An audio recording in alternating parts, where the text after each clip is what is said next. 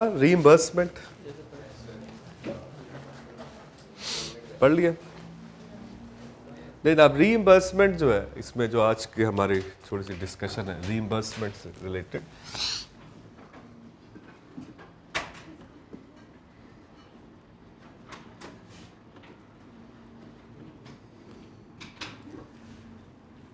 Reimbursement में से मुराद है कि जनाब जो आपने एस्टिमेट किया है कि जनाब आपको पॉसिबल प्रोबेबल ऑब्लिगेशन या आउटफ्लो होगा रिसोर्सेज का, तो रीइंबर्समेंट इस चीज़ को देख रहा है कि जनाब देयर इज अ पॉसिबिलिटी कि आपको वो जो पेमेंट आपकी हो वो शायद आपको कोई थर्ड पार्टी वापस भी कर दे, रीइंबर्स हो जाए, ठीक, पैसे वापस मिल जाए। जैसे फॉर एग्जांपल इंश्योरेंस कंपनी वाले जो है वो आपको कंपनसेट करते हैं, ठीक। तो उसे हम क्या कहते हैं, ये रीइंबर्समेंट है। This will be called as reimbursement. कि आप चीज़ें बेच रहे हैं, फॉर एग्जांपल डैमेजेस के लिए आपने इंश्योर्ड कराया हो, अब प्रोबेबल है कि जनाब क्लेम आएंगे डैमेजेस के अंदर, लेकिन जैसे जैसे आपके क्लेम आते जाएंगे बाद में हो सकता है कि आपके इंश्योरेंस कंपनी को प्रीमियम देते हो और वो आपके उन क्लेम्स को क्या कर रही हो, रीइंबर्स कर रही हो। तो इस सिचुएशन को हम कहते हैं कि क्या रीइंबर्समेंट, आप जब प्रोविजन को एस्टिमेट कर रहे हैं तो क्या रीइंबर्समेंट को कंसिडर करना है कि जनाब अगर रीइंबर्समेंट हो जाएगी, फॉर एग्जांपल हम सोच रहे हैं कि हमारा एस्टिमेट कल था जी कोई 2 लाख का हर्जाना हो जाएगा, और हमारे पास ये भी है कि जनाब हमें जो 2 लाख का हर्जाना तो हो जाएगा लेकिन उसमें से 1,80,000 जो है वो रीइंबर्स हो जाएगा, तो फिर क्या प्रोविजन 20,000 की ले लें, तो 1,80 तो हमारे पास रीइंबर्स हो जाएगा, ठीक।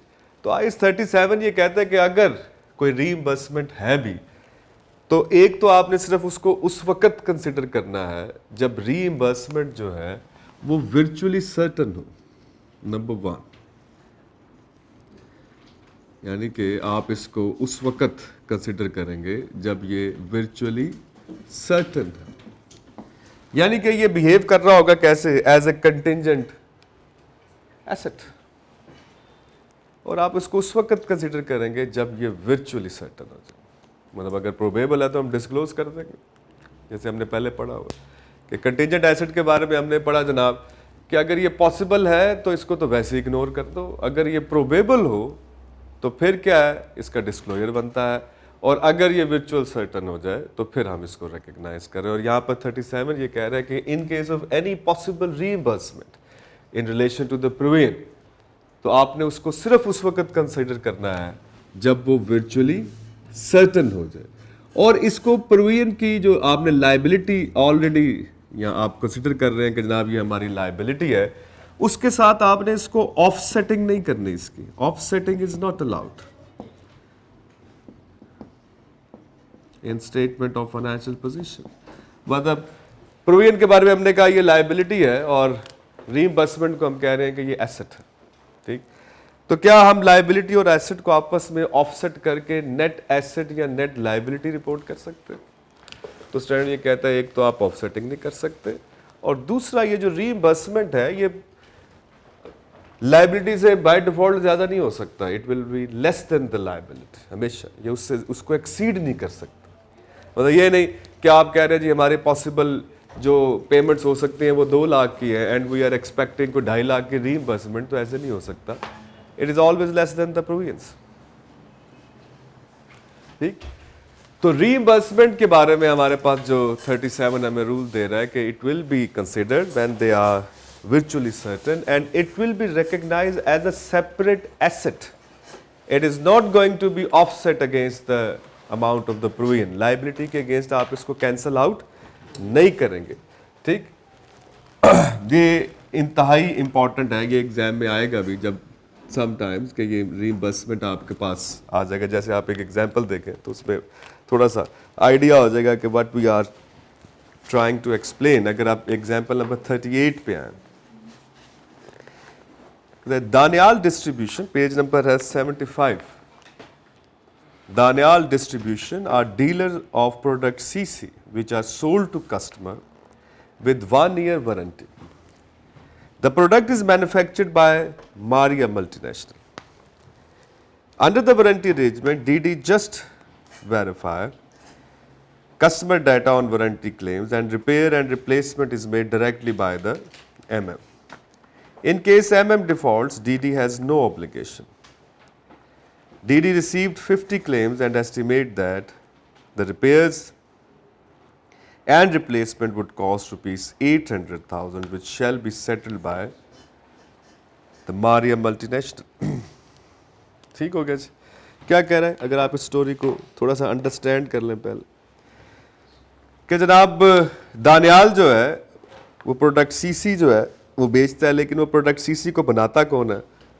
एमएम बनाता। अब अगर उसमें कोई भी इशू बन गया, कोई फॉल्ट आ गया, ठीक, तो डीडी क्या करता है? वो जस्ट वेरीफाई करता है कस्टमर का data on warranty claims and repairs and replacement, MM करती है। In case MM default, DD has no obligation. कहता है अगर एमएम नहीं करती तो डीडी पे कोई ऑब्लिगेशन नहीं। तो इसका क्या मतलब हुआ? इसका मतलब ये हुआ कि डीडी की बुक्स में ये एग्जिस्ट ही नहीं करता obligation. There is no such obligation. चूंकि अगर वो कर रहा है, वो नहीं कर रहा, डीडी को इससे कोई फ़र्क नहीं पड़ा। वो जस्ट क्या कर रहा है, वो जो चीज़ें वापस आ रही हैं उनको देखता है और कस्टमर का डाटा क्रॉस करता है, वेरीफाई करता है और एमएम को जो है वो भेज देता है। और अगर एमएम उसको ठीक करके नहीं देती तो इसका हरगिज़ मतलब ये नहीं है कि डीडी उसको करेगा। तो अगर आप डीडी की बुक्स में इसका क्या ट्रीटमेंट होगा, तो हम कहेंगे जी डीडी के इसका ट्रीटमेंट ये है कि कोई ऑब्लिगेशन उसका इस रेफरेंस में नहीं है। There is no such obligation. उसके बाद एग्जाम्पल नंबर 39 में आज अब इसी चीज को वो चेंज करता जाएगा। DD a dealer of the product CC which are sold to the customer with 1 year warranty. The product is manufactured by the MM. Under the warranty arrangement, DD is responsible to repair and replace the item and submit the details of warranty claims to MM, which pays 80% of the cost incurred to the DD. In this respect, MM has never denied any claim of repairs and replacement made by DD. DD received 50 claims and estimate that the repair and replacement cost rupees 40,000, for example 400,000। क्या जनाब estimation ये है कि जनाब 50 claims और इनकी cost आएगी 4 लाख रुपए। अब आप इसको अगर आप सिंपली प्रोविजन के रेफरेंस से देखें जो हम पहले बात कर रहे थे, तो क्या डीडी की बुक्स में प्रोविजन रिकग्नाइज होगी? तो हम कहते हैं यस। तो पहले आप उसको बता दें कि जनाब रिकग्निशन क्राइटेरिया एग्जिस्ट करता है और जनाब liability provision for repair and जो है वो रिकग्नाइज होगी। कितने से होगी? कहते हैं एस्टिमेट है 4 लाख रुपए लग जाए। तो in the books of DD अगर आप इसको एंट्री करें तो हम एंट्री कर रहे होंगे profit and loss account debit to provision for repair, और ये कितने की आ जाएगी जनाब? तो हम कहते हैं जनाब ये आ जाएगा 4 लाख रुपए से। अब दूसरी जो स्टोरी है वो ये है कि चूंकि मैन्युफैक्चरर जो है वो एमएम है, तो वो ये सारी डिटेल्स जो है वो भेजता है जी एमएम को, और एमएम जो है उसको जितनी उसकी कॉस्ट इनकर आई होती है उसका 80% जो है उसको रीइंबर्स कर देता है। और यहाँ पे एक लाइन बड़ा एम्फसाइज करने के लिए ये भी लिखी हुई है कि एमएम ने कभी डिनाई नहीं किया, मतलब जो भी वो बेचते हैं डिटेल वो उस हिसाब से 80% जो है वो उसको रिफंड कर देते हैं। ठीक, तो अब जब 80% ऑफ द अमाउंट जो है दैट इज 400,000, उसको हम क्या कहेंगे? That will be called as the reimbursement. अब ये रीइंबर्समेंट है और हमने देखा जनाब जो इन्फॉर्मेशन हमें दी जा रही है उसमें हमें बताया जा रहा है इट्स वर्चुअली सर्टन कि ये रीइंबर्समेंट जो है वो हमें मिल जाएगी। तो क्या ये भी तो हो सकता था कि मैं यहाँ पर 4 लाख में से 80% ऑफ द 4 लाख माइनस करता, दैट इज 3,20,000, और मैं यहाँ पर कितने से ले लेता? 80,000 से। तो कहते हैं क्या हम ऐसा कर सकते हैं? तो IS 37 कहता है आप ऐसे नहीं कर सकते। लाइबिलिटी सेपरेटली रिकग्नाइज होगी और रीइंबर्समेंट एसेट जो है वो सेपरेटली रिकग्नाइज होगी। जो रूल बना रहा है स्टैंडर्ड वो ये कह रहा है कि आप ये नहीं कर सकते, you are not allowed to offset the asset and the liabilities. इसका मतलब है कि हम 4 लाख की प्रोविजन और उसमें से 3,20,000 की रीइंबर्समेंट करके नेट 80,000 की लाइबिलिटी क्या रिकग्नाइज कर सकते हैं? तो हम कहते हैं हम ऐसा नहीं कर सकते बिकॉज 37 जो है वो हमें क्या कर रहा है कि इट इज नॉट अलाउड। ठीक, सो आप पहले एक ये एंट्री करेंगे profit and loss account debit 4 lakh to provision for repairs 4 lakh. इसके बाद जनाब आपकी दूसरी एंट्री बनती है रीइंबर्समेंट, जो आपका क्लेम है, क्लेम रिसीवेबल जो है वो आपका डेबिट हो जाएगा, वो है 3,20,000 से। और क्रेडिट किसको कर देंगे, वो केड़ा कैश है, to profit and loss account credit 3,20,000। वो तो जब कैश आएगा तो कैश टू क्लेम रिसीवेबल हो जाएगा, वो तो अभी तो नहीं आया ना। अभी तो आप ईयर एंड पे रिकग्नाइज कर रहे हैं कि जनाब हमें पता है कि ये पैसे आ जाएंगे। सो claim receivable debit, profit and loss account credit. अब इन दोनों को मिला के जब हम देखते हैं तो क्या एंट्री बनती, तो हम कहते हैं एंट्री बनती है claim receivable debit, profit and loss account debit to provision for repairs. और वो कितने की है, 400,000, 3,20,000 और 80,000 जो है वो P&L में चला जाएगा। अब यहां पर एक रूल बन गया, अगर आप देखें तो क्या बना कि SOFP, ये दोनों आइटम्स किधर की हैं, SOFP। SOFP में offsetting is not allowed, but in the profit and loss account offsetting is allowed.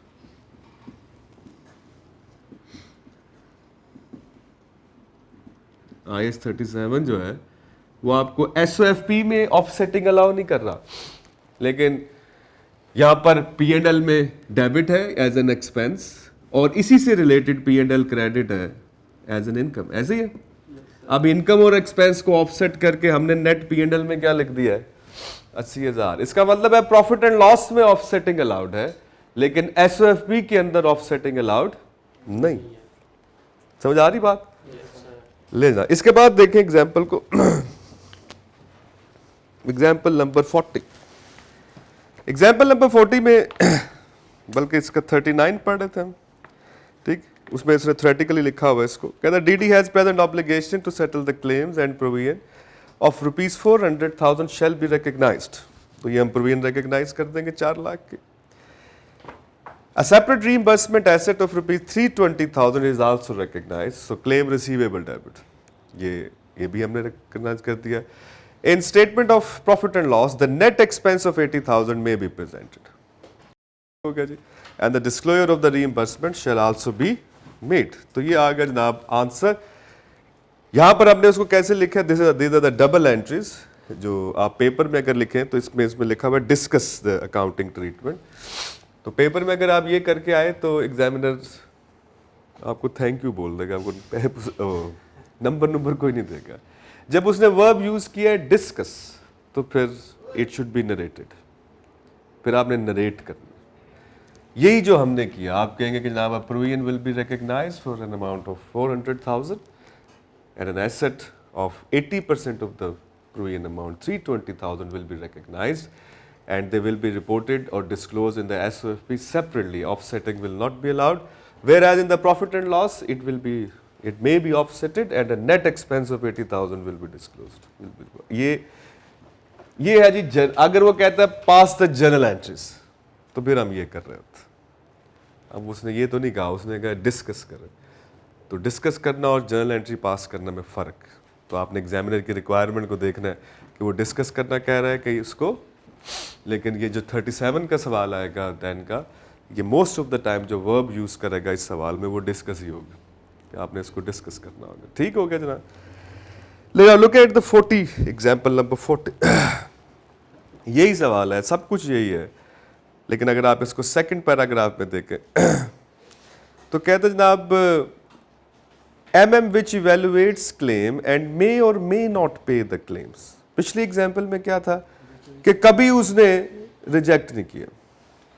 इसका मतलब अब रीइंबर्समेंट की डिग्री में फर्क आ गया। पहले वर्चुअली सर्टेन था, अब पॉसिबल है या प्रोबेबल है आपके। ठीक, तो मे और मे नॉट में तो पॉसिबल लग रहा है जी।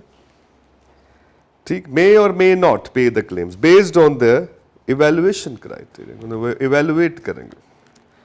ठीक हो गया। इसका मतलब है कि अगर हम यहां पर ये कहें डिस्कशन में कि प्रोविजन तो रिकॉग्नाइज होगी भाई, लेकिन ये जो रीइंबर्समेंट एसेट था, क्लेम रिसीवेबल जो था, वो अब चूंकि वर्चुअली सर्टेन नहीं है, तो IAS 37 के मुताबिक हम एसेट रिकग्नाइज नहीं करेंगे। And on the basis of the judgement और evaluation, if it is probable तो हम इसको डिस्क्लोज कर देंगे, and if it is just possible तो हम इसको इग्नोर कर देंगे। जो कि हमने उस दिन टेबल बनाया था कि अगर कंटिजेंट एसेट जो है वो प्रोबेबल हो तो उसका डिस्क्लोजर है, अगर पॉसिबल हो तो हम उसको इग्नोर कर देते हैं, और अगर वर्चुअली सर्टन हो तो हम उसको रिकग्नाइज करते हैं। तो पिछली एग्जाम्पल में हमने ये देखा कि क्लेम रिसीवेबल जो था वो वर्चुअली सर्टन था, तो हमने उसको रिकग्नाइज कर लिया। अब इस एग्जाम्पल में वो उसको एक डिग्री नीचे लेके आ रहा है, और जो आप कह लें कि मैसेज जो दे रहा है वो यहाँ तो वो ये है कि वो प्रोबेबल है, यहाँ वो पॉसिबल। तो अगर आप इसके सोल्यूशन में देखें तो ये लिखता है कि जनाब contingent asset shall be disclose, इसका मतलब it is considering it is as a probable.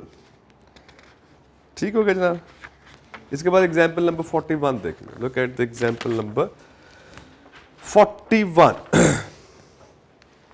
A claim has been made against X Limited for damage suffered by adjacent property due to work being undertaken on building of X Limited by a subcontractor. ठीक हो गया जनाब। ले जी, साथ वाले हम साहिर ने जहाँ केस कर दिया जी। क्यों केस किया है? क्योंकि आपकी बिल्डिंग में कोई काम हो रहा था, उसकी वजह से उनकी बिल्डिंग को कोई डैमेज पहुंचा। The lawyer had confirmed that the X Limited will have to pay damages of ₹3 million. Story ये है कि 3 मिलियन देने पड़ जाएंगे, but due to a clause in agreement with sub contractor will also be able to recover 2 million from the sub contractor. तो ये reimbursement होगी। ऐसे ही 3 मिलियन लॉयर साहब कह रहे हैं कि जनाब आपको 3 मिलियन का क्लेम आ जाना आपके ऊपर, लेकिन इसमें अच्छी बात यह है कि आप इसमें से 2 मिलियन जो है वो रिकवर हो जाएगा आपका, किससे? सब कॉन्ट्रैक्टर्स। इसका मतलब 37 की जुबान में ये 2 मिलियन जो है ये reimbursement, it is a reimbursement. और ये क्योंकि एग्रीमेंट में क्लॉज है तो एज पर एग्रीमेंट उसको ये देना पड़ेगा। तो क्या कह सकते हैं हम? It's a virtually certain, so we can recognise an asset. ऐसे ही कहता जी जर्नल एंट्री पास कर, ये हम पहले ही पास कर चुके हैं। ऐसे ही है ना। तो कैसे हो जाएगी? क्लेम रिसीवेबल कितना हो जाएगा? 2 मिलियन। प्रोविजन कितने की आ जाएगी? 3 मिलियन। P&L में आ जाएगा 1 मिलियन। सही हो गया जनाब। तो ये कह रहा जी अब जर्नल एंट्री पास कर दे। तो अब जब वो कहेगा जर्नल एंट्री पास कर दे तो जर्नल एंट्री पास कर दे। डिस्कस कहेगा तो आपने उसको डिस्कस कर लो। ठीक। ले जनाब, ये था जी हमारे पास रीइंबर्समेंट। इसका एक छोटा सा टेबल भी उसने बनाया हुआ है, लेकिन मेरा ख्याल है अब आपको बात सारी समझ आ गई होगी होपफुली। ऐसे ही ले जनाब अगले सेक्शन पे आ जाए। स्टैंडर्ड का अगला सेक्शन है चेंजेस इन प्रोविजंस। प्रोविजन में चेंज आना। सही हो गया जी। Changes in provisions, changes in provision. अब देखिए इसमें जो बेसिक थीम है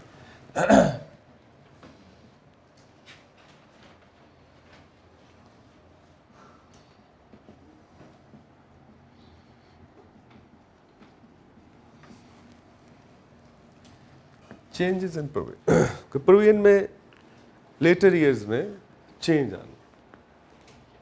ठीक, मतलब लास्ट ईयर के एंड पे हमने फलां एस्टिमेट किया था, 1 साल गुजर गया, अभी तक सेटलमेंट नहीं हुई, लेकिन अब चेंजेस स्टेटमेंट में जो हमारा एस्टिमेट है उसमें चेंज आ रहा है। अब देखें ये प्रोविजन जो है, हमने जब इसको शुरू किया तो हमने कहा जनाब इसके रिकग्निशन क्राइटेरिया में हमने तीसरी लाइन जो पढ़ी वो ये थी, a reliable estimate can be made. Is it so? इसका मतलब है कि बाय डिफॉल्ट इसका ताल्लुक जो है वो एस्टिमेट से, फैमिली से। और हमने FAR 1 में IAS 8 पढ़ा, याद है आपको? IAS 8 में एक चीज डिस्कस करते हैं हम, चेंज इन अकाउंटिंग एस्टिमेट, याद? तो हम कहते हैं यार ये चेंजेस जो थी अकाउंटिंग एस्टिमेट में हमने पढ़ी, तो इस चेंज की वजह क्या बनती है? तो हमने कहा इस चेंज की वजह जो बनती है, अकाउंटिंग एस्टिमेट में जो चेंज आता है उसकी वजह बनती है updation of information.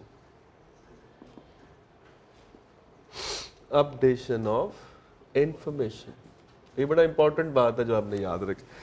Updation of information का मतलब क्या होता है? चूंकि एस्टिमेट हमेशा इंफॉर्मेशन पे बेस करता है, अवेलेबल इंफॉर्मेशन पे, तो तो जब हम लफ्ज यूज करते हैं अपडेशन, तो स्टैंडर्ड ये कहता है कि हम उस इंफॉर्मेशन की बात कर रहे हैं जो पहले अवेलेबल नहीं थी। सही हो गया। अपडेशन मीन ऐसी इंफॉर्मेशन जो अब आपके पास है लेकिन उस वक्त नहीं थी जब आप ओरिजिनली एस्टिमेट कर रहे थे। Then we called it updation of information. सही हो गया। तो चेंज इन अकाउंटिंग एस्टिमेट हमेशा अपडेशन से रिलेट करता है। और अगर एक इंफॉर्मेशन उस वक्त अवेलेबल थी जब आप एस्टिमेट कर रहे थे लेकिन आपने कंसिडर नहीं की, इसको हम कहते हैं failure to incorporate the information which was available at the time of estimation. ठीक। अब दोनों में फर्क, एक एरर है, एक चेंज है। ठीक। जब हम कहते हैं जब आप फेलियर की बात करते हैं, the failure to incorporate the information, मतलब एक इंफॉर्मेशन अवेलेबल थी at the time of failure to consider information। सही हो गया। एक ये सिचुएशन, एक है अपडेशन ऑफ इंफॉर्मेशन, दोनों में फर्क। Failure to consider an information at the time of making an estimate, और बाद में आपको पता चले ओहो ये तो हमने कंसिडर ही नहीं किया, हालांकि ये उस वक्त भी था। इसका मतलब है, इसको हम अकाउंटिंग में कहते हैं ये एरर है, दिस इज एन एरर। ठीक। And when we say that updation of information, इसका मतलब ये है कि अब वो इंफॉर्मेशन जो उस वक्त नहीं थी जब आप एस्टिमेट कर रहे थे, ये बाद में डेवलपमेंट आई, these are the latest developments, तो इसको हम कहते हैं ये अपडेशन। ठीक हो गया। अब चेंज इन अकाउंटिंग एस्टिमेट को जब हम फाइनेंशियल स्टेटमेंट में करते हैं अकाउंट फॉर, तो इसको हम क्या कहते हैं, prospectively.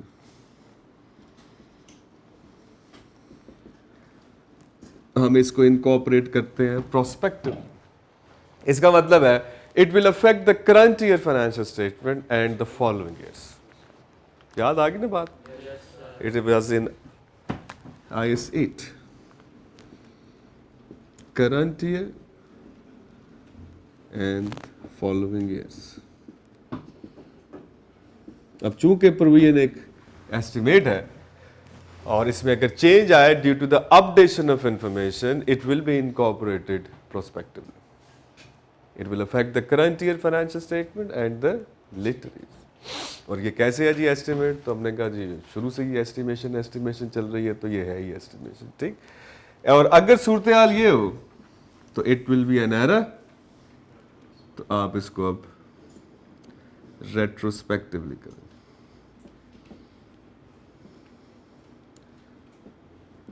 Opening retained earning adjust हो जाए। ठीक हो गया। सो प्रोस्पेक्टिवली एंड रेट्रोस्पेक्टिवली दो पॉसिबिलिटीज हो सकती। ठीक।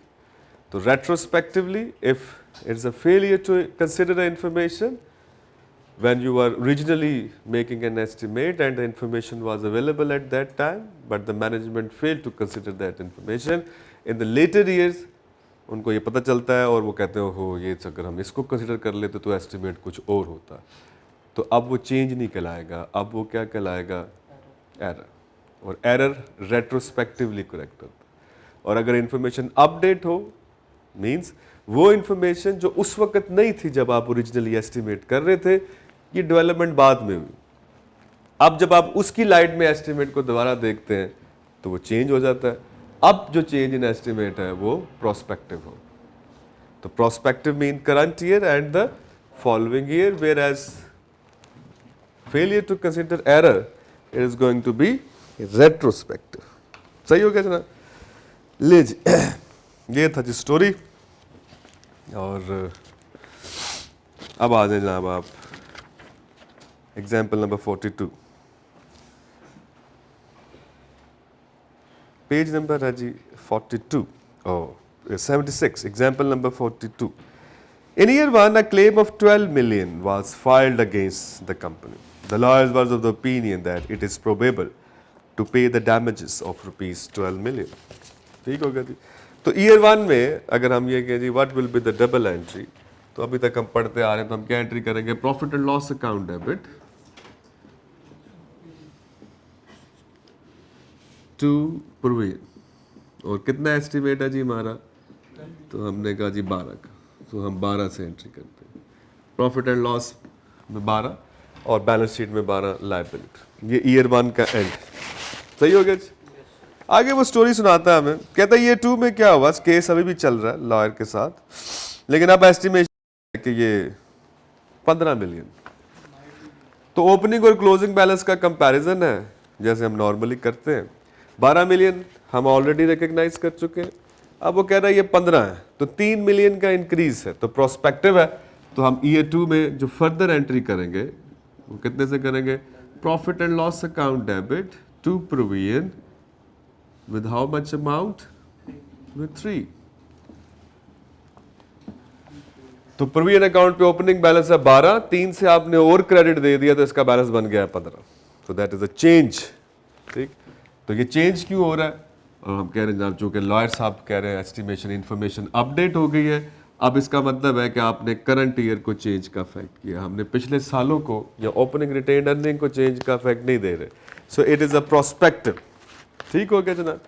इसके बाद वो लिखता है in year 3 the case is still pending. अच्छा जी, कहता जी अब क्या है, कहता अब ये 9 मिलियन रह गए, लॉयर साहब ने उसको बिल्कुल ही, तो 15 से 9 कितने का चेंज आ गया, 6। अब ये है डिक्रीज। इसका मतलब क्या हुआ, इधर इसने किया इंक्रीज, इधर इसने किया डिक्रीज। अब जब डिक्रीज आएगा तो इसका ऑपोजिट डबल एंट्री बन जाएगा, and that is provision to profit and loss. And now the difference is 15 minus 9 and that is 6। 6 से एंट्री होगी। इसका मतलब है once we recognise the provision, तो प्रोविजन में बाद में जो चेंजेस आते हैं वो दो तरह से, या वो इंक्रीज कर जाएगी या वो डिक्रीज कर जाएगी, है जी। और तीसरी बात ये हो सकती है कि सेटलमेंट हो जाए, है ना, पेमेंट सेमेंट हो जाएगी।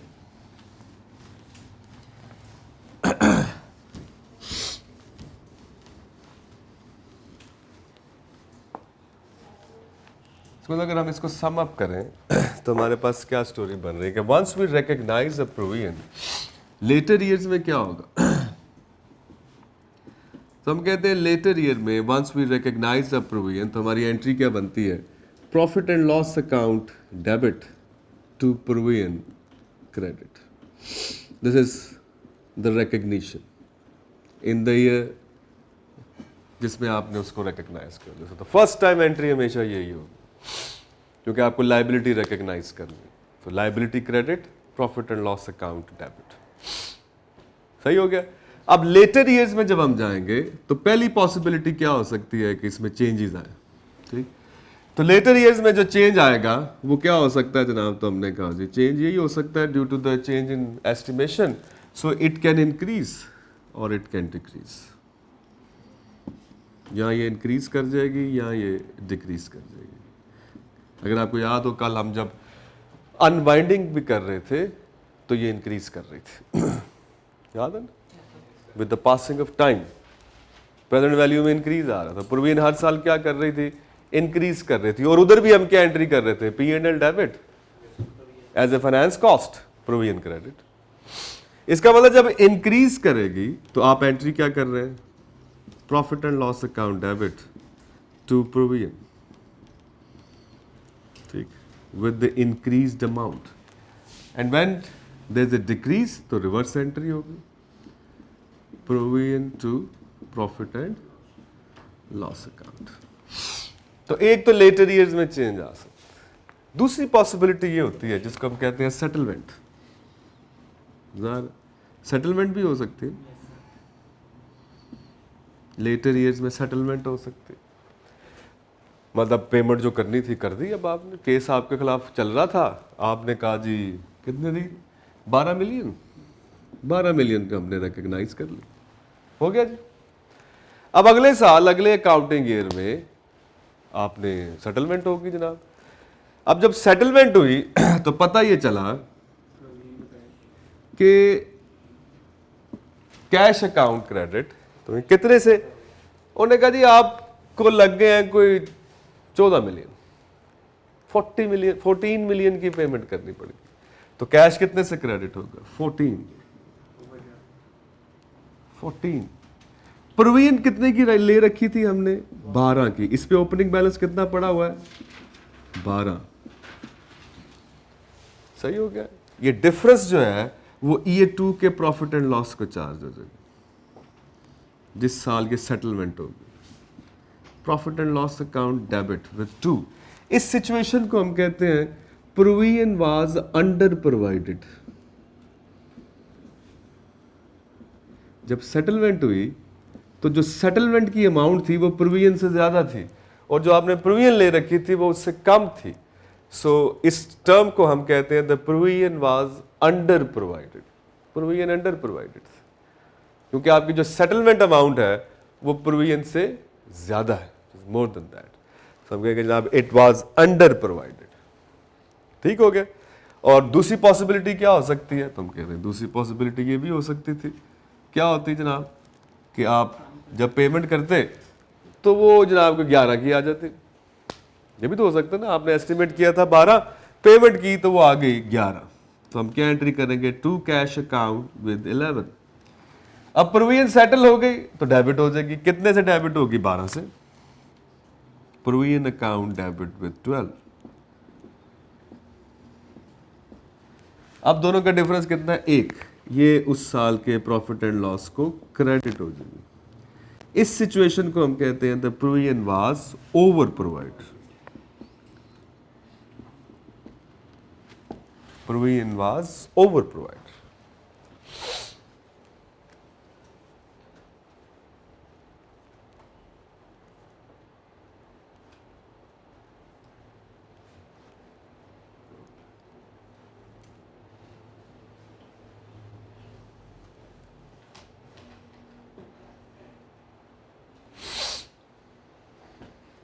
सही हो गया।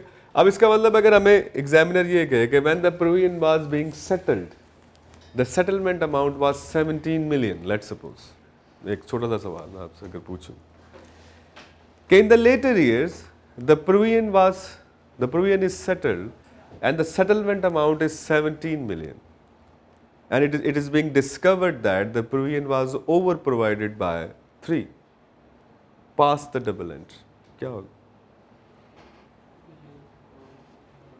तो आप मैं सवाल समझ आ गया? सही हो गया जनाब। इसका मतलब क्या है कि डबल एंट्री कितने से होगी? कैश कितने से क्रेडिट होगा? 17 से। प्रोविजन कितने से डेबिट होगी? 14 से। ठीक, सही हो गया।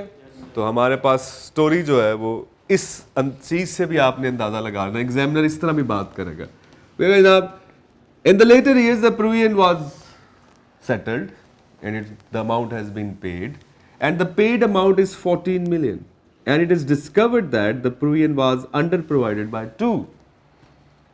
तो फिर ये इसकी इस एंट्री की ये नरेशन बन रही, समझ आ रही? और इधर ये नरेशन बनेगी दूसरी। तो एग्जामिनर जो है वो आपसे इस तरह भी आपको एक इंफॉर्मेशन कन्वे करेगा। तो वो आपने ज़रा ध्यान से रहना है क्योंकि बैकग्राउंड में एग्जामिनर भी जब नरेट कर रहा होगा तो बैकग्राउंड में ये डबल एंट्री चला रहा होगा और आपसे वो पूछ लेगा कि हाँ जी जनरलाइज कर दें इसको ज़रा। सही हो गया? देखिए आगे क्या जनाब, अगर आप इस पे आ जाए एग्जाम्पल पे, ये थी जनाब example number 42। Now you come to the 43। On year end at 31st December, a provision is expected to be settled for 110. 1 year later, the suitable discount rate is 10%. Pass the journal entry in respect of the year 1 and 2, assuming that the provision was settled as expected. ठीक हो गया जी। वही ये कल हम कर चुके हैं मेरा ख्याल आपको, ये वही है। पहले आप प्रेजेंट वैल्यू पे लेंगे, फिर आप उसकी अनवाइंडिंग कर रहे हैं and then it is being settled. 1 lakh की प्रोविजन, फिर आपने उसको अनवाइंड किया है, finance cost debit, provision credit and then settled provision debit cash या बैंक क्रेडिट। तो सेटलमेंट हो रही है उसकी। सही हो गया? नहीं जी। इसके बाद है जी यूज ऑफ प्रोविजन। स्टैंडर्ड ये कह रहा है कि जनाब ये भी एक बड़ा इंपॉर्टेंट कॉन्सेप्ट है कि जिस चीज़ के लिए आपने प्रोविजन रिकग्नाइज की थी, ठीक, उसको यूज़ भी उसी चीज़ के लिए किया जाएगा। ये नहीं कि लेटर ईयर्स में आपके अच्छा चलो प्रोविजन तो ली हुई है तो वो तो नहीं हुआ, ये हो गया तो वो प्रोविजन इस काम में यूज़ कर लो। तो स्टैंडर्ड ये कहता है ऐसे नहीं कर सकते आप। जिस चीज़ के लिए आपने प्रोविजन ली थी उसी चीज़ के लिए उसको आप यूज़ करेंगे, आपने मिक्सिंग नहीं करनी, क्योंकि इससे प्रॉफिट एंड लॉस अकाउंट के डेबिट क्रेडिट जो है पिछले सालों के वो कंप्रोमाइज़ हो जाएंगे। आप तो किसी और चीज़ के लिए उसको लेकर आए हैं, अब लेटर ईयर्स में आप उसको किसी और चीज़ के लिए यूज़ कर रहे हैं तो ये अलाउड नहीं है। बस इसके लिए आपने ये याद रखना है कि यूज़ ऑफ प्रोविजन क्या है कि जिस मकसद के लिए आपने प्रोविजन ली थी उसी मकसद के लिए आप उसको यूज़ करेंगे, उसको आपने किसी और मकसद के लिए यूज़ नहीं करना। A provision shall be used only for expenditure for which the provision was originally recognized. सही हो गया जनाब? ये लाइन है जो आपने याद रखनी है। एग्जाम्पल 44 और 45 देखें जरा। कोई मसला तो नहीं हुआ? इसमें एग्जाम्पल में नेचुरली वो आपको यही बता रहा होगा कि जिस मकसद के लिए आपने प्रोविजन ली है उसको उसी ऑब्जेक्टिव के लिए आपने यूज़ करना है और किसी पर्पस के लिए आपने उसको यूज़ नहीं करना। ठीक होगा। ये था जनाब हमारे पास प्रोविजन के बारे में एक लिटरेचर। सॉरी, पेज नंबर 45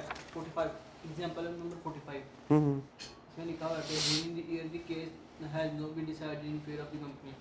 मतलब हमें कोई प्रोविजन क्या कहते हैं रिटर्न नहीं करनी चाहिए। हाँ तो कर देनी चाहिए। यहाँ पे नहीं की। सॉरी, रिवर्सल किया तो है उसने नीचे general entry. Provision for employ claim debit profit and loss account credit reversal होगी। डैमेजेस का उसने अलहदा से पेमेंट की, वो कह रहा था इसको डैमेजेस में यूज़ कर लो, वो तो नहीं हुआ तो चलो इसमें यूज़ कर लो। उन्होंने कहा नहीं ऐसे नहीं होगा। ठीक हो गया ना, यही कर रहा है ना वो। Got it. प्रोविजन तो उसने रिवर्स कर दी। लेकिन अब आप आ जाए जरा पेज नंबर 80 पे। पेज नंबर 80 बुक का पेज नंबर 80। अब आपको मिलेगा IAS 37 स्पेसिफिक एप्लीकेशंस। देखना अब अगर आप इसको सम अप करें इस पूरे स्टैंडर्ड को जो अभी तक हम पढ़ चुके हैं तो मेरे ख्याल है स्टैंडर्ड 3 हिस्सों में डिवाइड होता है ना। कौन से 3 हिस्से? तो हम कहते सबसे पहले प्रोविजन की है definition and then the nature of obligation. एक नंबर 1 पोर्शन स्टैंडर्ड का ये बनता है कि अगर मैं स्टैंडर्ड ज़ेन में रिवाइज करना चाहूँ तो मुझे क्या लगता है कि हमें कि क्या क्या बातें हमारे ज़ेन में एकदम से जो आनी चाहिए। तो कहते सबसे पहली बात हमारे ज़ेन में बिल्कुल क्लियर हो जानी चाहिए कि what is a provision and what are the nature of obligations. पहला हिस्सा इसका ये है। दूसरा हिस्सा है इसका रिकग्निशन क्राइटेरिया कि इसमें 3 बातें हैं important: present obligation, probable outflow, reliable estimate. ये इसका दूसरा हिस्सा है। ठीक। फिर इसके तीसरे हिस्से में हम कहते हैं 3 चीजें हैं: provision, contingent liability and contingent asset. ठीक। और आखिरी हिस्सा इसका मेजरमेंट का है जिसमें एस्टिमेशंस हैं, रीइंबर्समेंट है और changes. That is the whole scene. पूरा स्टैंडर्ड को अगर आप जेन में लेकर आए तो ये सेक्शन 4 अगर आप करें तो 4 सेक्शन में बन जाए। अब जनाब जो हिस्सा शुरू हो रहा है वो है स्पेसिफिक एप्लीकेशंस के। खास सिनेरियो के अंदर इस स्टैंडर्ड की एप्लीकेशन कैसे होगी। स्पेसिफिक एप्लीकेशन में सबसे पहला जो सिनेरियो है बड़ा मशहूर, एग्जाम में बार बार आता है, and that is onerous contract.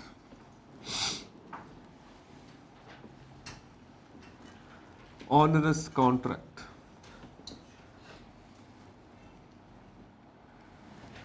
Onerous contract जो है, हम ऐसे कॉन्ट्रैक्ट्स को कहते हैं जिसकी ऑब्लिगेटरी कॉस्ट जो है वो एक्सीड कर जाती है उसके एक्सपेक्टेड रेवेन्यू।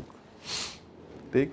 मतलब ऐसे कॉन्ट्रैक्ट जिनकी ऑब्लिगेटरी कॉस्ट जो कि बाय अंडर कॉन्ट्रैक्ट जो है वो हमारे ऊपर ऑब्लिगेटरी है कि हमने करना ही करना। ठीक। लेकिन जो कॉस्ट है वो एक्सीड कर जाती है किस चीज़ को, जो हमें उस कॉन्ट्रैक्ट से रेवेन्यू एक्सपेक्ट कर रहे होते हैं या जो बेनिफिट हम एक्सपेक्ट कर रहे होते हैं, कॉस्ट उससे एक्सीड कर जाती है। इसका मतलब है ये ऐसे कॉन्ट्रैक्ट होते हैं जिसपे हमें नेट लॉस हम फोर्स ही कर रहे होते हैं। ठीक हो गया। तो ऐसे कॉन्ट्रैक्ट को हम क्या कह रहे हैं, ये ऑनरस कॉन्ट्रैक्ट।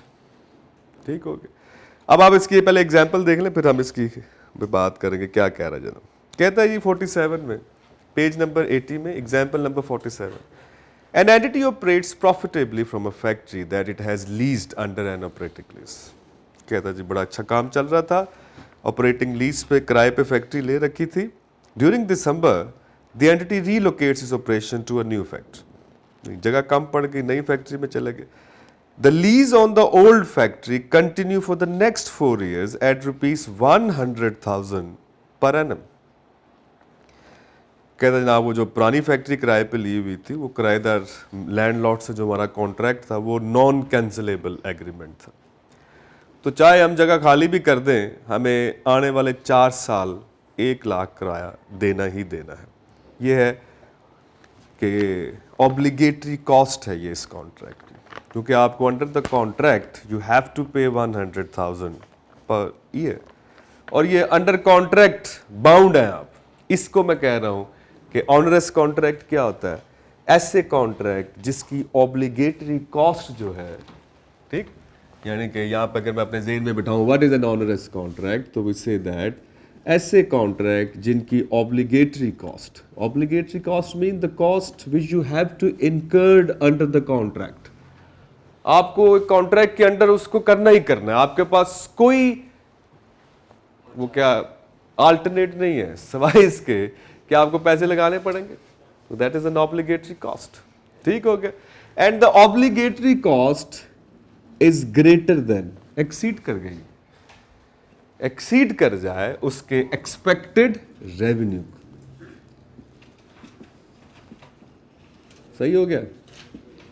यानी कि जैसे इस कॉन्ट्रैक्ट को देखें आप, कहते हैं जनाब ये एग्जाम्पल में लेट्स सपोज टुडे अच्छा वाला काम चल रहा था, आपने रीलोकेट कर दी, आप पुरानी फैक्ट्री से नई फैक्ट्री में चले गए, चीज़ें सामान समून आप वहाँ से लेके चले गए, ठीक, लेकिन आपको आने वाले 4 साल, 4 है कि 3 है, 4 साल हर साल 1 लाख रुपए की पेमेंट करनी।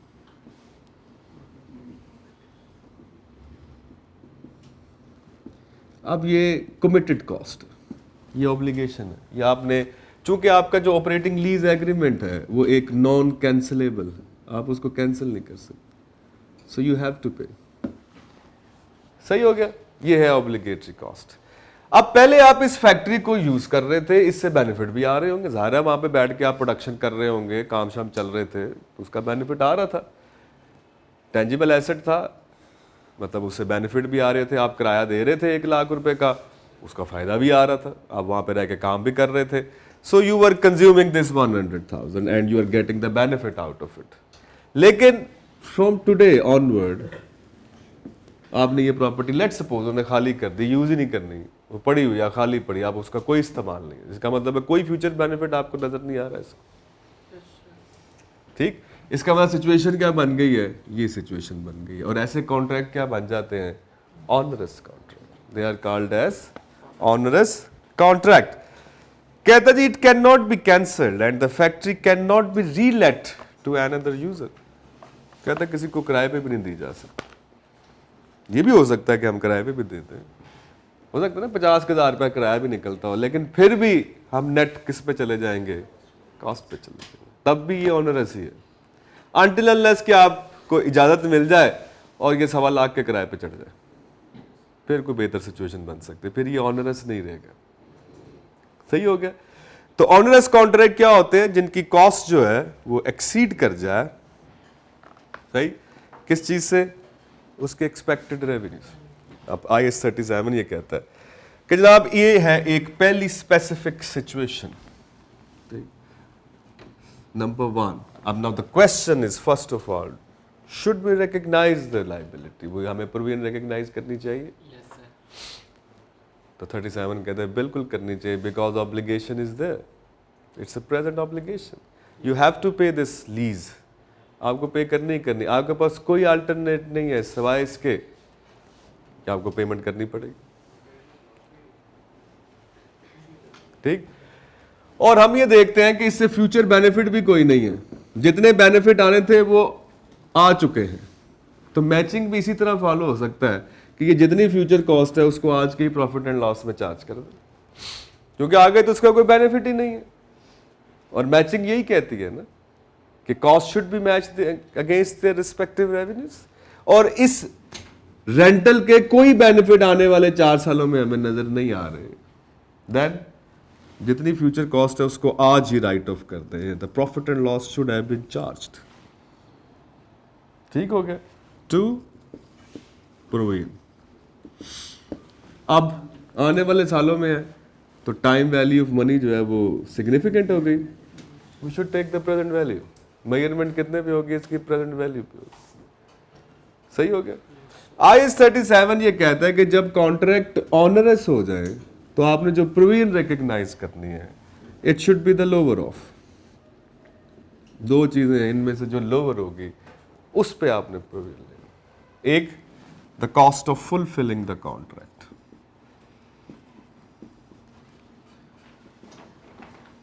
मतलब ज़ाहिर है एक तो यही है कि आप कॉन्ट्रैक्ट फुलफिल करें, एक तो वो कॉस्ट है। एक है कोई पेनल्टी शनल्टी है तो वो भी पे की जा सकती है कि ठीक है जनाब हम फुलफिल नहीं करते तो कोई पेनल्टी है वो हमसे ले लें। अब आप देखें, अगर मैं भी, हम मुझे और आपको दो दे दिया जाए कि अगर मैं कॉन्ट्रैक्ट फुलफिल करूं तो मेरा कुछ 2 लाख रुपए लगता, और अगर मैं आज इसमें से एग्जिट ले लूं तो वो कहते हैं जनाब 1.5 लाख रुपया दें और जाएं, तो what I am going to do? Thank you जनाब, ये पकड़े दे 1.5 लाख रुपया तो मेरी जान छोड़ो। ठीक हो गया जनाब। अब अगर आप देखें इसमें ऑनरस कॉन्ट्रैक्ट को अगर आप रीडिंग करें, अगर हम कहते हैं onerous contract is a contract in which unavoidable cost of meeting the obligation under the contract exceed the economic benefit expected to receive under it. इसका मतलब है यही बनी बात। इस पूरी 1.5 लाख को देखें तो ये बन गई बात कि ऑनरस कॉन्ट्रैक्ट वो हैं जिनकी ऑब्लिगेटरी कॉस्ट एक्सीड कर जाती है उसके एक्सपेक्टेड रेवेन्यूज को, बेनिफिट्स को। ठीक हो गया। आप कहते हैं जी इसमें आगे स्टोरी वो आपको सुनाने के बाद नीचे अगर आप आ जाए, the unavoidable cost under the contract reflect the least net cost of exiting from the contract which is the lower of the cost of fulfilling it and any compensation or penalties arising from failure to fulfill it। कहता है इनमें से जो lower है, ठीक। So before a separate provision for an onerous contract is established, an entity recognize any impairment loss that has occurred on asset dedicated to the contract। तो कहते हैं आप 36 की प्रोविजन जो है वो लैदा से आएंगे, आप उसको उधर ही रखिएगा। इम्पेयरमेंट उसमें 36 में टेस्ट होगी। हम यहाँ पर सिर्फ कॉन्ट्रैक्ट के ऑनरस होने की बात करें तो एग्जाम्पल 47 में जैसे हम पढ़ रहे थे तो आपको बता रहा है जनाब कि इसको कैंसिल नहीं किया जा सकता और रीलेट भी नहीं किया जा सकता। The company use 10% for discounting to present value. कह रही है जी इसका कम्युलेटिव एन्युटी फैक्टर उसने आपको बता दिया 3.1699 है। तो अगर आप इसको देखें तो ये बन जाएगा कोई 3,16,990। अगर आप इन सब की प्रेजेंट वैल्यू लेंगे तो ये बन जाएगा 316,990 पे प्रोविजन रिकग्नाइज होगी। और ये बात हमें पहले ही पता है, पीछे से हम पढ़ कि अगर प्रोविजन जब हम मेजर कर रहे हैं और उस वक्त एस्टिमेट कर रहे हैं और प्रोविजन जो है लाइबिलिटी जो है वो सेटल होगी इन द कमिंग ईयर्स और टाइम जो है वो टाइम वैल्यू ऑफ मनी जो है उसमें मटीरियल हो जाए तो 37 हमें पहले ही ये बता चुका है कि now it should be measured at its present value. अब इस सिनेरियो में पेमेंट जो है अगले 4 साल तक जा रही हैं तो naturally time value of money जो है यहाँ पर सिग्निफिकेंट है। So it should have been measured at the present value. Example number 48 पे अगर हम आ जाए, The SK Limited is engaged in trading of chemical products and has entered into a following contract on December 20 with XYZ Limited to buy 500 units of product X at rupees 10 to be delivered on January 20, 20Y1. On December 31st, 20Y0, the purchase price of product X has fallen to rupees 7 per unit. Record journal entries due to changes in the purchase price at 31st December 20Y0, the year end. जनाब बताएं जी क्या हुआ? ज़ाहिर कितने का cost करता है जनाब उसको 10 रुपए का उसने बाय करना है जी, और उसकी परचेज प्राइस जो है वो 7 रुपए की होगी। ठीक, कहते जनाब बताएं इसको कितना हो गया, तो इसमें लॉस कितना आ गया जनाब, 3 रुपये का पर यूनिट। ले जी, profit and loss account debit, provision account credit, क्योंकि वो तो बाउंड है बेचारा अंडर द कॉन्ट्रैक्ट 10 पे बाय करने को, मार्केट में 7 का हो गया वो, इसका मतलब 3 रुपये पर यूनिट उसको ज़्यादा देना पड़ा। अगर वो उसने कॉन्ट्रैक्ट ना किया होता तो नेचुरली वो शिफ्ट कर जाता जहाँ से उसको सस्ता मिल रहा था। तो इसका मतलब वो ऑलरेडी कॉन्ट्रैक्ट में है और उस कॉन्ट्रैक्ट पे उसको लॉस नज़र आ रहा है जनाब। दे जनाब, ये था जनाब हमारे पास स्पेसिफिक एप्लीकेशन में सबसे पहला, दैट इज ऑनरस कॉन्ट्रैक्ट। ले जनाब, इसके बाद जनाब अगर आप नेक्स्ट पेज पे आए, पेज नंबर है 83। अभी बीच में मैं एक स्किप कर रहा हूँ क्योंकि आज हमारे पास टाइम कम है, वो इसमें डिस्कस नहीं होगा तो मंडे को करेंगे, लेकिन जो छोटी छोटी चीज़ें हैं जो हम पहले से कर चुके हैं वो मैं आपको दिखा दूँ। 83, future repairs and replacements. Future repairs and replacement heading है, मिल गया जी। अब ये पहली है ऑनरस, दूसरी है रीस्ट्रक्चरिंग, वो हमने अभी थोड़ी देर के लिए स्किप की है, मंडे को पढ़ेंगे, ठीक हो गया। ये है जी फ्यूचर रिपेयर्स एंड रिप्लेसमेंट्स। तो मेरे ख्याल में हम ये बात पहले कर चुके हैं और मैं आपको पहले भी बता चुका हूँ कि फ्यूचर कैपिटल एक्सपेंडिचर जो होता है उसकी प्रोविजन रिकग्नाइज नहीं करते। क्यों नहीं करते? Because there is no such present obligation, there is no obligating event related, तो उसकी प्रोविजन रिकग्नाइज नहीं करेंगे। तो स्टैंडर्ड आपको यहाँ पे स्पेसिफिकली बता रहा है, कहता है जनाब some asset needs to be repaired और to have parts replaced at intervals during their lifes. ठीक, कहते हैं हर 3 साल बाद आपको करना पड़ता है, उसके मेजर पार्ट्स रिप्लेस करने पड़ते हैं, this and that. For example, suppose that a furnace has a lining that has to be replaced every 5 years. If the lining is not replaced, the furnace will break down. IS 37 states that a provision cannot be recognized for the cost of the future repairs or replacement parts unless the company has an obligation to incur the expenditure, which is unlikely. The obligating event is normally the actual repair or purchase of the replacement part. Repair cost, however, are expenses that should be included in profit and loss as जो हम normal treatment करते। सही हो गया जी। कहते हैं repair and maintenance जब होगी तो ये उस साल का प्रॉफिट एंड लॉस में एक्सपेंस होगा, जो कि हम पहले भी करते आ रहे हैं, इसमें हमें कोई नई बात नहीं बताई जा रही। इसके बाद है जी 4.5 वारंटी क्लेम्स। ये भी हम बार बार बात कर चुके। इसमें प्रोविजन आएगी तो हम कहते हैं बिल्कुल आएगी जनाब। इसमें लीगल ऑब्लिगेशन भी हो सकता है, इसमें कंस्ट्रक्टिव ऑब्लिगेशन भी हो सकता है, और हमने एग्जांपल्स में देखा भी कि अगर कॉन्ट्रैक्ट में है तो फिर ये लीगल है, और अगर due to the past pattern of behaviour है तो ये क्या है जनाब ये कंस्ट्रक्टिव ऑब्लिगेशन। ठीक हो गया जी। Then we have the loan guarantee. Next 4.6, loan guarantee and joint obligations. An entity may become surety grantor for a loan granted to some other entity. These are disclosed as contingent liabilities, being possible obligation. However, in case of default, possible obligation become present obligation and provision is to be recognized.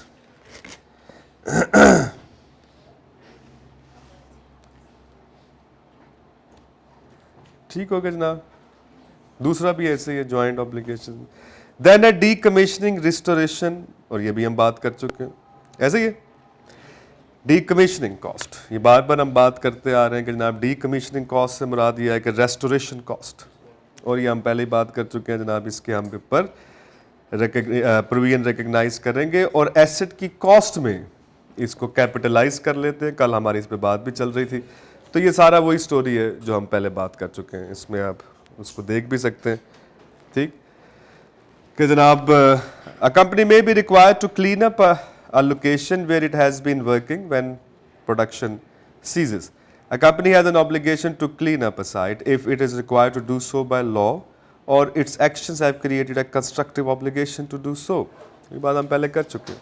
ठीक, और जो provision है उसकी entry क्या हम करते हैं, PPE debit to provision for dismantling और restoration credit, and it will be at the present value most of the time. और ये कल हमने एग्जांपल भी की जिस पे हमने इसको क्या किया, अनवाइंड भी किया और बाकी सारी बातें भी हमने की। एग्जांपल नंबर 53 जो है वो अगर आप देखेंगे वो इसी के गिर्द घूमते। Cream Limited bought a special purpose engineering plant on 1st January 2005 at a cost of rupees 1,755 million, inclusive of sale tax, at the rate of 17% refundable. ठीक हो गया। कहता जी एक प्लांट बाय कर लिया और कितने का बाय कर लिया? 1,755 मिलियन का, और इसमें 17% के हिसाब से सेल टैक्स शामिल है जो कि रिफंडेबल है। और हमें पता है 16 से कि जो रिफंडेबल टैक्सेस होते हैं वो कॉस्ट का हिस्सा नहीं होते। सही हो गया। कहता जी KL is required to decommission the plant after a period of 2 years। तो 2 साल बाद प्लांट को वहां से खत्म भी करना है, ये जो आपने इंस्टॉल कर लिया यहाँ पे। और डीकमीशनिंग कॉस्ट जो है वो 300 मिलियन की आएगी और डिस्काउंट रेट जो है वो 11%। ठीक हो गया जी। कहता जी बताएं जर्नल एंट्रीज क्या होंगी 2 सालों की, तो कर ली हुई हमने पहले ही मेरा ख्याल। तो प्लांट अकाउंट कितने से डेबिट हो जाएगा? तो हम कहेंगे अभी कर लेते हैं पता कितने से डेबिट होगा। टू कैश या बैंक,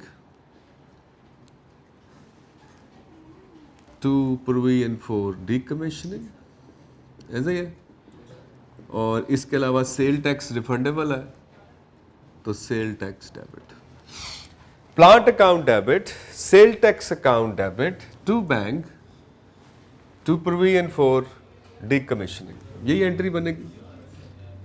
तो अब हम यहाँ पर फिगर्स लिख देंगे। कितने का जी? 1,755, 1755। तो हम कहेंगे जी 1755 डिवाइडेड बाय 117 इंटू 100, ये आ जाएगा प्लांट, और इंटू 17 ये आ जाएगा सेल टैक्स। सही हो गया जी। तो बैंक में कितना आ जाएगा? 1,755, और ये कितना आ गया प्लांट अकाउंट का डेबिट? ये आ जाएगा जनाब कितना जी? 1,743.49, और सेल टैक्स है जी 255, यही बन रहा। So that is plant account debit, sale tax account this, और प्रोविजन को हमने लेना है कितने का? 300 मिलियन की प्रोविजन है, और 300 मिलियन इंटू 1/1.11 पावर 2। लो जी, इसको सॉल्व कर लें तो ये आ जाता है जनाब कोई 243.4। लो जी, सही हो गया। अब एसेट को आपने कितने से कैपिटलाइज कर दिया है? आपने जो यहां पर फिगर आई है प्लस ये, इन दोनों को आपने प्लस किया, और एसेट अकाउंट डेबिट है, प्लांट अकाउंट डेबिट, ये कल भी हमने किया था। और सेल टैक्स अलहदा से एसेट बना लिया हमने चूंकि वो रिफंडेबल, ये बाद में आपको एडजस्टेबल है या रिफंडेबल। अब इसके बाद क्या होना है? तो वो हमने कहा वही जो हम कल कर रहे थे, इसने अनवाइंड होना है, इसने डेप्रिसिएट होना, बस और तो कुछ नहीं। कल भी यही किया था हमने। प्लांट अकाउंट 2 सालों पे डेप्रिसिएट हो जाएगा, और प्रोविजन जो है वो 2 सालों में अनवाइंड हो जाएगी, और जब रेस्टोरेशन होगी तब पेमेंट हो जाएगी, और जब पेमेंट होगी तब अंडर या ओवर प्रोविजन आ जाएगी। समझ आ रही ना बात? पहले साल आप इसको 11% से बढ़ाएंगे, फिर अगले साल 11% से बढ़ाएंगे, तो ये 300 मिलियन पे आ जाएगी। और जब ये रेस्टोरेशन होगी या डीकमीशनिंग कॉस्ट एक्चुअल इनकर होगी, तो provision for decommissioning cost debit, cash credit. अगर वो 300 से ज्यादा हुई तो अंडर प्रोवाइडेड थी, अगर 300 से कम लगे तो ओवर प्रोवाइडेड, बस दैट्स इट। ओवरऑल लूप समझ आ गई बात? ठीक होगी। तो ये था जी एग्जाम्पल नंबर 53। ले जनाब, अभी हम फुल फ्लैज एग्जाम्पल इसलिए नहीं कर रहे पास पेपर, उसमें जो हम IS 10 करेंगे पहले। IS 10 करने के बाद फिर हम एग्जाम का जो फुल फ्लैज सवाल है वो करेंगे, ताकि हम दोनों स्टैंडर्ड की प्रैक्टिस जो है वो एग्जाम लेवल पे इकट्ठी कर लें। ठीक है, तो ये कल हम मंडे को शुरू करेंगे जी रीस्ट्रक्चरिंग। वो थोड़ा लेंथी था इसलिए मैंने इसको शुरू नहीं किया। बाकी जो स्पेसिफिक एप्लीकेशन है ये हम ऑलरेडी सारी पहले कर चुके थे, तो मैं क्या आपको एक दफ़ा बता दूँ। हाँ जी, कुछ समझ आ रहा है प्रोविजन के? नहीं समझ आ रहा? ये इसको किताब में से इसी से पढ़ना है। कुछ लोगों को टेंशन होती है कि पता नहीं आई कैब की किताब होती है। बच्चे मुझे क्यों कहते हैं आई कैब की किताब ठीक नहीं होती। मेरे ख्याल में तो बेस्ट बुक यही होती है। पता नहीं क्या पट्टियाँ पढ़ाई होती है बच्चों को, टीचर्स ने पढ़ाई होती है, ये वे फलां किताब आई क्या भी किताब तो भाई वो भी इन्ने पैसे ला के किताब बनाई, तुसी वो किताब गलत कही जा रहे हैं। दंदा है पर गंदा है। ले जनाब।